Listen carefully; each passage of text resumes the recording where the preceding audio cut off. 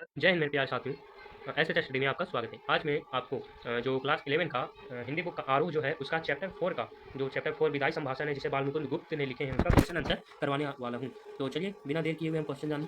तो पहला क्वेश्चन है, तुम्हारा पहला क्वेश्चन है, शिव शंभू की दो गायों की कहानी के माध्यम से लेखक क्या कहना चाहता है?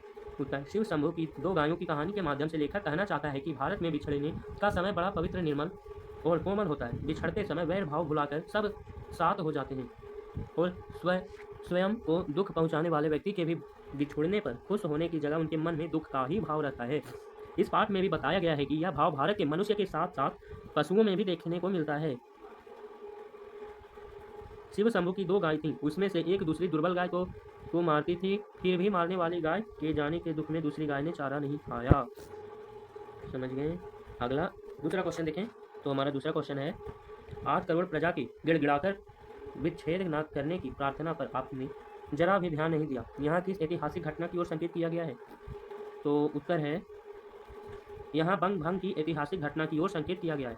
लॉर्ड कर्जन ने क्रांतिकारी घटनाओं को रोकने के लिए कूटनीति अपनाते हुए बंगाल का विभाजन कर दिया। पूर्वी और पश्चिमी बंगाल जनता ने बहुत विरोध किया और प्रार्थना की, परंतु लॉर्ड कर्जन ने अपनी जिद नहीं छोड़ी। यही पूर्वी बंगाल बाद में बांग्लादेश कहलाया। तीसरा क्वेश्चन देखते हैं। तीसरा क्वेश्चन है, कर्जन को इस्तीफा क्यों देना पड़ा? यानी कर्जन यहाँ लॉर्ड कर्जन को कहा जा रहा है। उत्तर देते हैं, लॉर्ड कर्जन को निम्नलिखित कारणों की वजह से इस्तीफा देना पड़ा। लॉर्ड कर्जन के बंग भंग के कारण भारतीय उनके विरुद्ध खड़े हो गए। लॉर्ड कर्जन एक फौजी अफसर को अपनी इच्छा के पद पर रखना चाहते थे, पर ब्रिटिश सरकार ने उसकी बात न मानी। उन्होंने गुस्से से इस्तीफा दे दिया।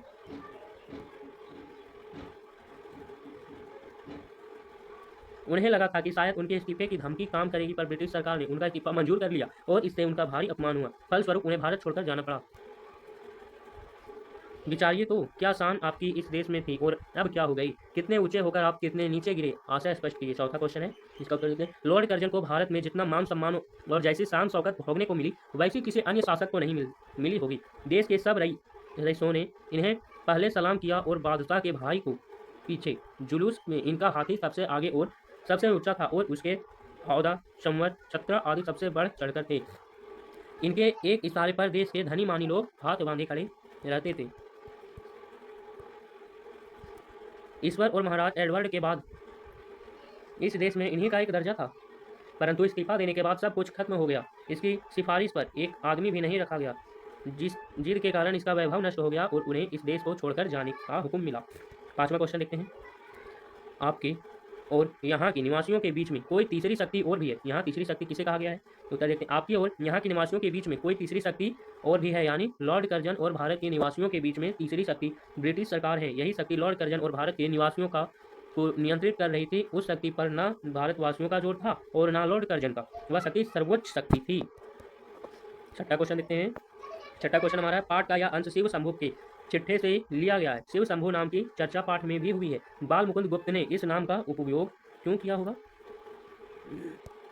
देखते हैं, भारत के लोगों को ब्रिटिश शासक का विरोध करने की आज़ादी नहीं थी, इसलिए लेखक बाल मुकुंद गुप्त ने शिव शंभू नामक काल्पनिक पात्र का सहारा लेकर शासन की पोल खोलने की युक्ति निकाली। इससे वह सीधी कार्यवाही से बचे रहे।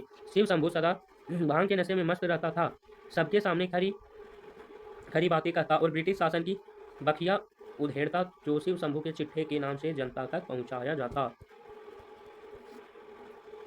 सातवां क्वेश्चन देखते हैं, नादिर से भी बढ़कर आपकी जिद है।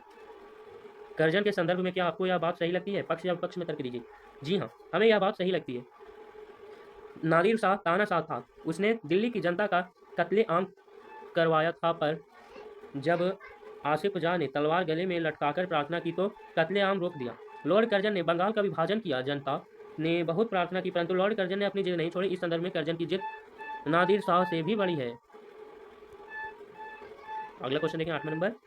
तो हमारा अगला क्वेश्चन है, क्या आंख बंद करके मनमाने हुक्म चलाना और किसी की कुछ ना सुनने का नाम ही शासन है? इन पंक्तियों को ध्यान में रखते हुए शासन क्या है, इस पर चर्चा करें। तो देखें आंसर है, शासन का अर्थ है सुव्यवस्था या प्रबंध। शासन व्यवस्था में शासक और प्रजा दोनों की भागीदारी होती है। प्रजा को अपनी बात कहने का पूरा हक है। कोई भी शासक अपनी मनमानी नहीं कर सकता, उनसे प्रजा की भी सुननी पड़ती है। पाठ में दिया गया है कि लॉर्ड कर्जन जनता पर अपना मनमाना हुक्म चलाता था और जनता की विनती को अनसुनी कर देता था, जो जनता के साथ अन्याय था। यह कृत्य एक अच्छे शासक की निशानी नहीं है। तो हमारा क्वेश्चन आंसर समाप्त हुआ। आशा करता हूँ कि ये वीडियो आपको अच्छा लगा होगा। आप हमें सब्सक्राइब कर दें। धन्यवाद।